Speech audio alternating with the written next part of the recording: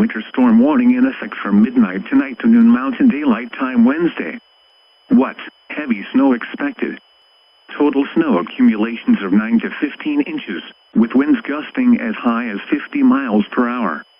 Where? Rocky Mountain National Park and the Medicine Bow Range, the mountains of Summit County, the Mosquito Range, and the Indian Peaks, the Front Range foothills, and Palmer Divide including Castle Rock, Albert, and Larkspur.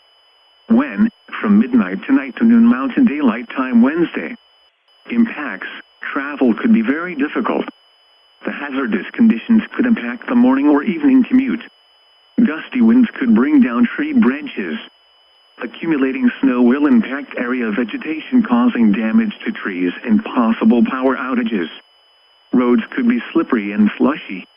Overnight low temperatures, Tuesday night will drop into the teens and 20s. If you must travel, keep an extra flashlight, food, and water in your vehicle in case of an emergency.